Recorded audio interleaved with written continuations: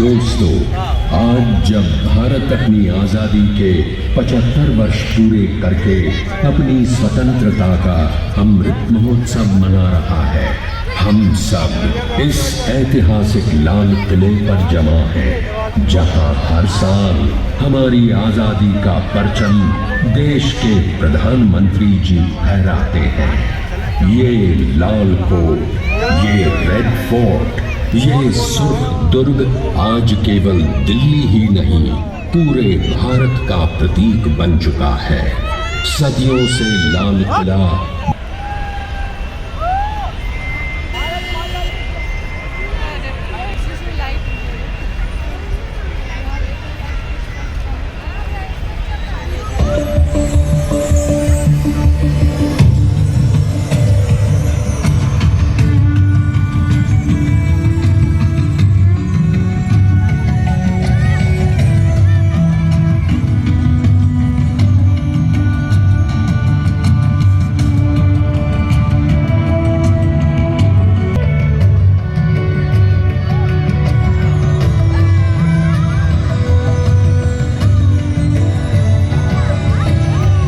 सोच रहे हैं आप? लाल किला और सुनहरी दीवार, और क्यों नहीं, पत्थर की दीवार हो, पर हूं तो इसी देश की मिट्टी से बनी, इसी भारत भूमि से उपजी।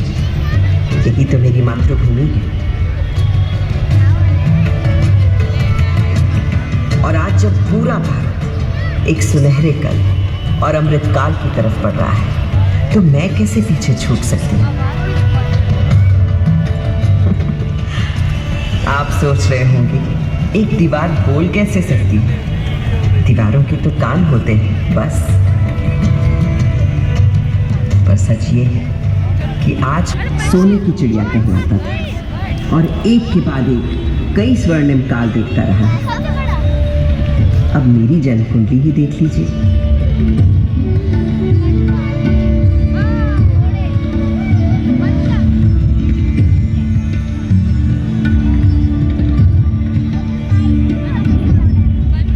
जिस सुनहरे समय में मेरा जन्म हुआ था, उस वक्त मेरे आसपास छेनी, हथौड़ी, संत तराशों, पत्थर कटों की ठक ठक ताल और संत कवियों के शहद से सुर, उस रसधार को बहाने वाले पूरे भारत भर से अनेकों कवि थे। इन भक्त कवियों में कोई हिंदू था, कोई मुसलमान, कोई सूफी, कोई शाक्त, कोई शैव, कोई वैष्णव। सबके आराध्य अलग अलग थे।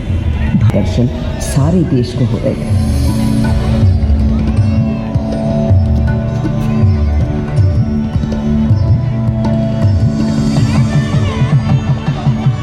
यही तो दिखता है हमारे देश के त्योहारों में, जब एक ही दिन, एक ही मुहूर्त, जैसे मकर संक्रांति पर खिलाते हैं अलग अलग उत्सव रंग।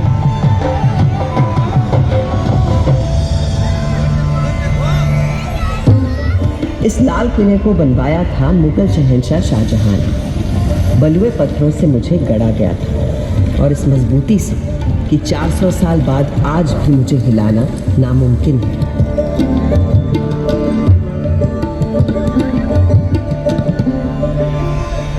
बिल्कुल उसी तरह जैसे है मेरे देश के विचार, सिद्धांत, उसूल। असल में भारत सिर्फ एक देश नहीं है, भारत नाम है एक सोच। मुझे बनाने वाले मुगल तो हिंदुस्तान में मेहमान बनकर आए थे, पर फिर यहीं के होकर रह गए। भारत ने तो हमेशा हर विश्वास, हर विचार के लोगों को अपना समझकर अपनाया है और कहा है अतिथि देवो भव। मगर उससे भी बहुत पहले भारत ने कई स्वर्णिम युग देखे थे, जैसे था हमारे देश का वैदिक युग।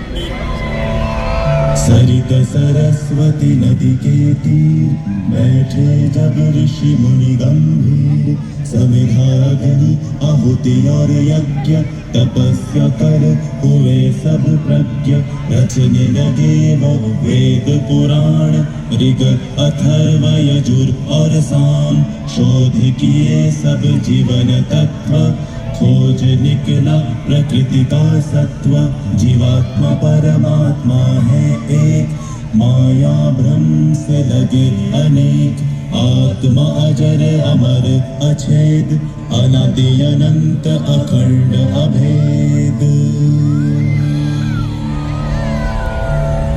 वेदों को रचने वाले इन ऋषियों ने दुनिया को जीवात्मा, आत्मा, परमात्मा की जिस एक की बात हमें सिखाई थी, उसी को श्री कृष्ण ने धर्म क्षेत्र कुरुक्षेत्र की युद्ध भूमि में अर्जुन को सुनाया था।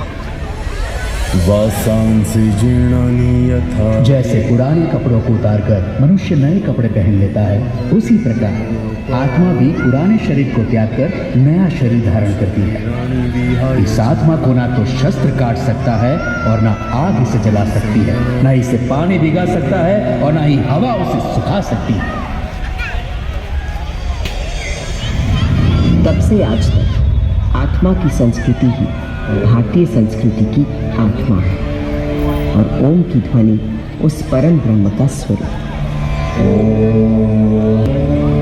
आज सरस्वती भले ही आंखों से ओझल हो गई है, पर नासा के सर्वेक्षण बताते हैं कि सरस्वती अभी तक जीवित है और अब धरती के भीतर भीतर बहती है।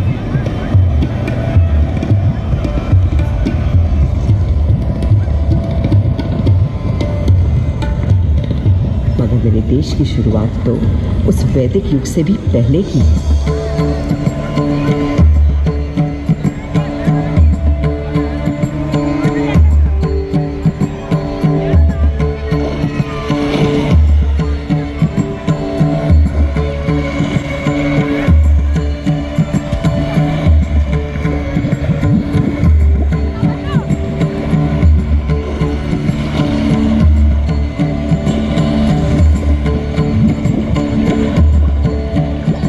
सिंधु के किनारे एक ऐसी सभ्यता उभरी, निखरी, संवरी, जो संसार में कभी भी कहीं भी नहीं देखी थी। उस वक्त के हमारे शहर थे स्मार्ट इंटेलिजेंट सिटीज।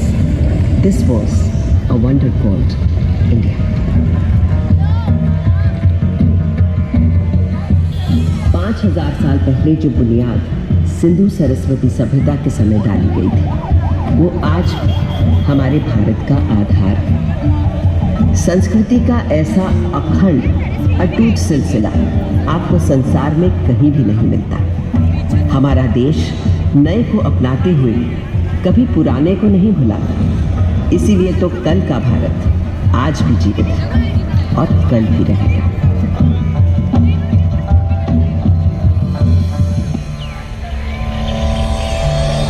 एक और बड़ी विशेषता है मेरे सत्य की खोज में केवल योगी, मुनि, ऋषि ही नहीं, सुख सुविधा में पले बढ़े राजा राजकुमार भी किसी से कम नहीं रहे।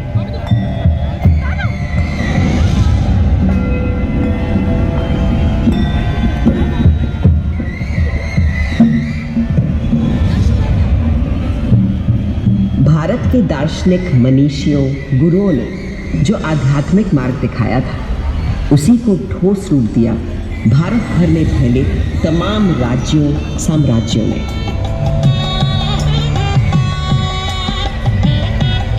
दूसरी तरफ थे हमारे अभूतपूर्व वैज्ञानिक, गणितज्ञ, खगोल शास्त्री और वैद्य। हजारों बरस पहले पृथ्वी की परिधि की सही नाप, मंगल और चंद्र तक का फासला और धरती से सूर्य की बराबर दूरी, सब बिना किसी दूरबीन या उपग्रह का सहारा लिए, केवल अपनी गणित, बीजगणित, ज्यामिति और खगोल ज्ञान से।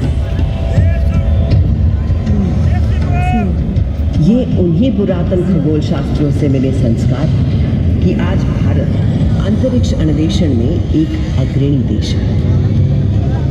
सहस्त्राब्दियों पहले कणादि आदि गुरु थे अणु को पहचानने वाले।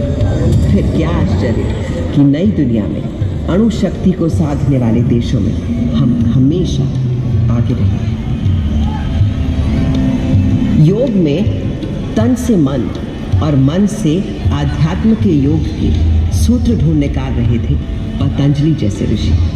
और आज 21 जून को पूरा विश्व योग दिवस मनाता है। वहीं विद्वान वैद्य लोगों को जोड़ने के लिए प्लास्टिक सर्जरी की भी।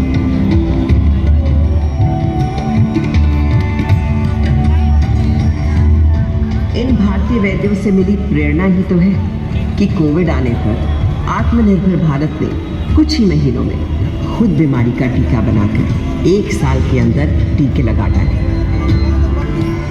ये दवा हमने दुनिया के और देशों को भी दी, क्योंकि मेरे देश का हमेशा से मानना रहा है वसुधैव कुटुंबकम, सारा संसार हमारा परिवार, वन वर्ल्ड वन फैमिली।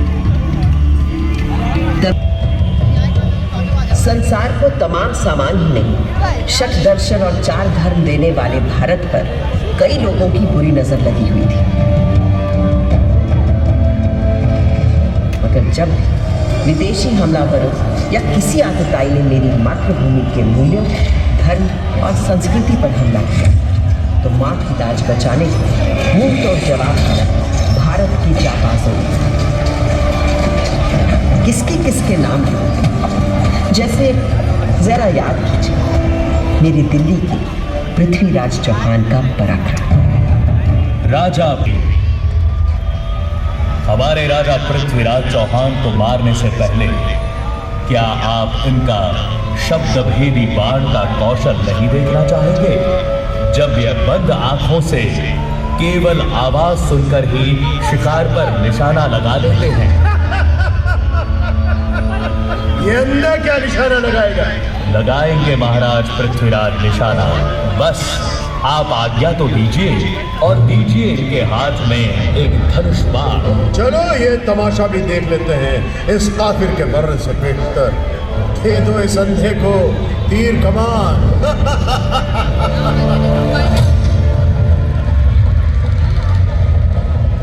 4 बांस 24 गज अंगुल अष्ट प्रमाण, दाऊ पर सुल्तान है मत चूक्यो चौहान।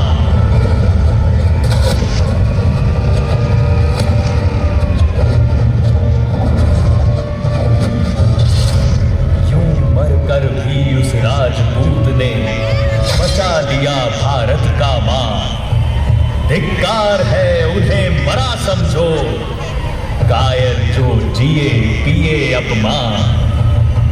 इन वीरों के बलिदानों से ही भारत है आज बना महान। भारत के दुश्मन कभी ग्रीस, रोम, लैटिन अमेरिका की इनका, माया, फारस की अवस्था और चीन की पुरानी संस्कृतियां सब नष्ट हो चुकी हैं, तो केवल भारत की पुरातन संस्कृति, संस्कार, सभ्यता, धर्म, विचार, आध्यात्मिकता अभी भी जिंदा है, जागरूक और जागृत है। आज भी घर की पहली रोटी गाय को दी जाती है। आज भी सुबह सुबह लोग चिड़ियों को आटा खिलाते हैं। हर घर आंगन पोल में चिड़ियों के लिए दाना पानी रखा जाता है। आज भी हम पेड़ों, प्रकृति, निसर्ग को किसी देवता से पूछते हैं और नदियों को माँ मानते हैं। और ये सब तब से जब किसी ने एनवायरमेंटल बैलेंस और क्लाइमेट चेंज का नाम भी नहीं सुना। मेरे भारत पर एक काला साया कब पड़ा की अंग्रेजों की धूप कड़ी थी, धरती पर थी आफत। 57 की गर्मी पाकर खिल उठी थी बगावत। सारे भारत में आग लगी थी, क्या झांसी क्या अंबाला, पंजाब बिहार अवध झारखंड, दिल्ली हो या बंगाला। वो क्रांति भले ही कुचल दी गई, पर उसी दिन से शुरू हो गया था एक नया स्वतंत्रता संग्राम।